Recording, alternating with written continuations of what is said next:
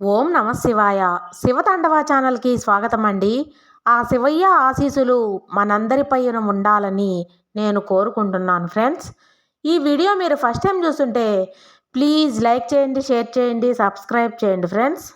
ఆ శివయ్య మనకు ఎటువంటి సందేశం పంపారో తెలుసుకుందాం. భక్త, నువ్వు నన్ను పిలిచావు కదా, అందుకే వచ్చాను. దేవుడిగా కాదు, నీ తండ్రిగా వచ్చాను. నీ ఆత్మను పట్టుకొని నిలిపేవాడిగా వచ్చాను.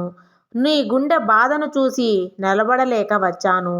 నీ లోపల నుంచి వచ్చిన ఆ చిన్న పిలుపు, అది నా హృదయాన్ని కదిలించింది. భక్త, కాసేపు నీ మనసు నిశ్శబ్దంగా ఉంచు. నేను చెబుతున్నాను, ఇది విను. నీ గురించి, నీ జీవితం గురించి, నీ కన్నీళ్ల గురించి. భక్త, ఎందుకు ఏడుస్తున్నావు? నువ్వు ఏంటో నీకు తెలియక ఏడుస్తున్నావా? లేదా ప్రపంచం నిన్ను అర్థం చేసుకోలేకపోయిందని ఏడుస్తున్నావా? కష్టాలు నాకే ఎందుకు? ఈ బాధ నాకే ఎందుకు? నేను ఏం తప్పు చేశాను అనే మాటలు ఎన్నిసార్లు నీ గుండెలను తిరిగాయో నాకు తెలుసు. నువ్వు రాత్రులు ఒంటరిగా నిశ్శబ్దంగా కన్నీళ్లు పెట్టుకుంటున్నావు. ఆ కన్నీళ్లు నువ్వు పడుకున్న మంచం మీద తుడిచినంత ఎవరికీ తెలియకపోవచ్చు, కానీ నాకు తెలుసు. నువ్వు నిజాయితీగా ఉన్నావు. అదే నీ సమస్య. ఈ ప్రపంచం నీ నిజాయితీను ఉపయోగించింది. నీ నమ్మకాన్ని ఆయుధంలా మార్చుకుంది. మిగతా వారి కోసం పనిచేశావు, వాళ్ళ కోసం పరుగెత్తావు, వాళ్ళ కోసం వదులుకున్నావు. కానీ నీకు ఇష్టం వచ్చినప్పుడు ఎవరూ రాలేదే. అందరి మాటలు విని ఎటు వెళ్ళలేని దారిలో ఉండిపోయావు. నువ్వు నీ కోసం కాకుండా ఇతరుల కోసం కష్టపడి సంపాదించావు. మరి నీకు కష్టం వచ్చినప్పుడు ఎవరు రాలేదేమి? ఎందుకని ఒంటరి అయ్యావు? ఎందుకని తెలుసా? నీ మంచితనం వారి సౌకర్యానికి అలవాటయింది. కానీ నీ బాధ వారికి భారంగా అనిపించింది. నీ మీద డబ్బు ఉన్నప్పుడు నవ్విన వాళ్ళు నీ దగ్గర లేని రోజున మాయమయ్యారు. నీ ఆనందంలో ఉన్నవాళ్ళు నీ కన్నెల్లో కనబడలేదు. అందుకే చెప్తున్నాను, విను. నీకు మార్గం చూపడానికే వచ్చాను. డబ్బే శాస్తు అని బ్రతికే మనుషుల మధ్య నుండి, డబ్బే శాశ్వతం అనుకునే వాళ్ళ దగ్గర మనసు ఉన్నవాడికి స్థానం ఉండదు. నువ్వు కోల్పోయింది మనుషులు కాదు, నీ ప్రయాణంలో అవసరం లేని నీడలు మాత్రమే. వాళ్ళు పోవడం నీ అపజయం కాదు, మార్గం శోభప్రదం ఉండటం నీ పైన పడిన బాధలు. అవి నీ శత్రువులు కాదు. నీకు ఎవరూ చెప్పని నిజాన్ని నేను చెబుతున్నాను. నీ ఆత్మ ఎంత పెద్దదైనా అంత పెద్ద పరీక్షలు వస్తాయి. నువ్వు అనుకున్నావు, నా వయస్సు ఇలా, నా పరిస్థితి అలా, ఎందుకు ఇంకా కష్టాలే. కానీ భక్త, కష్టాలు వయసు చూపి రావు. కష్టాలు దెబ్బ కొట్టేవాళ్ళం కాదు, వాటిని బరాయించేవాళ్ళం. మాటలు నిలవనప్పుడు నోరు మాత్రమే కాదు, ఆత్మ ఏడుస్తుంది. నీ ఆత్మ ఏడ్చిన రాత్రులు నాకు వినిపించాయి. నువ్వు ఎన్నిసార్లు నీలోన చెప్పుకున్నావో నాకు గుర్తుంది. ఇది ఎప్పుడు మారుతుంది?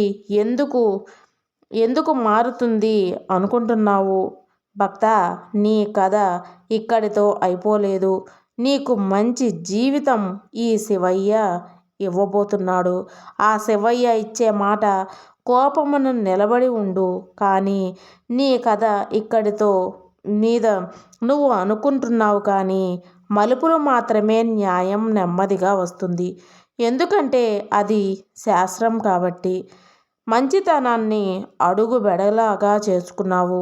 వాళ్ళు నీ నిశ్శబ్దాన్ని బలహీనత అనుకున్న వాళ్ళు, నీ సహనాన్ని మూర్ఖత్వం అనుకున్న వాళ్ళు, నిన్ను బాధపెట్టిన వారు, నీతో ఆటలాడిన వారు, నిన్ను చూసి నవ్వినవారు, నీ ఓటమిని తన వాళ్ళందరూ ఒకరోజు నీ ముందుకు తలంచుకుంటారు. అందరూ తమ సమయాన్ని పొందుతారు, కానీ నువ్వు చూడాలా చూడకూడదా అనే దాన్నే నేను నిర్ణయిస్తాను. దేనికైనా బాధపడే హృదయాలు ఎక్కడైనా తప్పు చేస్తే ఆగిపోతుంది. ఇతరుల కష్టాలు చూస్తే నువ్వే పరిగెత్తిపోతావు. కానీ ఒక్కసారి నీకు కష్టం వచ్చిందంటే ప్రపంచం గల్లంతయింది. అదే నిజం. నీకు చెప్పడానికి ఎవరూ లేరు. కాబట్టి నేను చెప్తున్నాను. ఎన్ని అడ్డంకులు వచ్చినా, ఎవరు తోడుగా లేకపోయినా, ఎవరు నిన్ను అర్థం చేసుకోలేకపోయినా, నువ్వే నన్ను లేపుతున్నావు. నువ్వే నన్ను నిలబెడుతున్నావు. నువ్వే నన్ను ఎందుకు నిలబెడుతున్నావు? ప్రపంచంలో అది బల చేయగలిగిన వాళ్ళు చాలా అరుదు. నువ్వు బలహీనుడవని అయితే కాదు. అలసిపోయిన ధైర్యవంతుడివి. అది రెండూ ఒకటే కాదు. అలసిపోవడం తప్పు కాదు. కానీ అక్కడే ఆగిపోవడం అదే నిజమైన అపజయం. వాళ్ళను నమ్మి తప్పు చేశానా? ఎందుకంత మంచి మనసు పెట్టుకున్నాను? ఎందుకు ఇలా ఉన్నాను? ఎందుకు నేను బాధ పెట్టుకుంటున్నాను? నువ్వు అనుకున్నావు. కానీ భక్తా, నీ మంచితనం తప్పు కాదు. వాళ్ళు దాన్ని అర్హించుకోలేరు. అదే నిజం. నువ్వు మంచి మనసులో ఉండు. అది నీ శాపం కాదు, నీ వరం. ఇక నీకు అర్హులైన వాళ్ళు రాలేదు, అంతే. నీ ఆత్మలో ఇంకా అగ్ని ఉంది. దాని జీవితం కోసం కొన్ని సంవత్సరాలు కప్పేసింది. అంతేకాని అది ఆరలేదు. అదే అగ్ని నిన్ను మళ్ళీ నిలబెడుతుంది, మళ్ళీ నడిపిస్తుంది, మళ్ళీ ప్రకాశింపజేస్తుంది.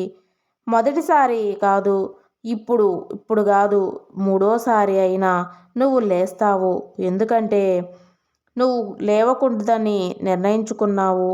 కాదు, నువ్వు అనుకున్నట్లుగా నీ జీవితం ముగింపు కలిసిపోయిందో లేదో, ఇది నీ రెండవ అధ్యాయం ప్రారంభం. ఇప్పటి వరకు వచ్చిన బాధలు, తిన్న అవమానాలు, పడిన దెబ్బలు, ఇవి అన్నీ నిన్ను లోపల తయారు చేసిన లోహపు గోడలు. ఇంకెవరూ నిన్ను అంత సులభంగా విరగగొట్టలేరు. నీ కథను ఇంకా నేను పూర్తి చేయటం లేదు. నువ్వు ఇంకా పూర్తి కాలేదు. నీ శక్తి ఇంకా పూర్తిగా బయటకు రాలేదు. నీ ఆనందం ఇంకా చేరలేదు. నీ సమయం వస్తుంది. అది ఆలస్యంగా వస్తే పెద్దదిగా వస్తుంది. కన్నీళ్లు తుడుచుకో. భయాలను వదిలి, అపజయాలు క్షమించు. వదిలిపోయిన వారిని మర్చిపో. నేను నిన్ను చిన్నవాడిలా చూడాలని అనుకోవడం లేదు. నీ మీద నువ్వే పెట్టుకున్న భారాలు ఎక్కువైపోయాయి. కానీ నీ లోపల ఉన్న శక్తి ఇంకా చాలానే ఉంది. ఇప్పటికీ నువ్వు పూర్తిగా విరగలేదు. అదే నీ బలం. అపజయం నువ్వు ఓడిపోయినట్లు కాదు, నిన్ను గెలిపించడానికి. ఓం నమః శివాయ.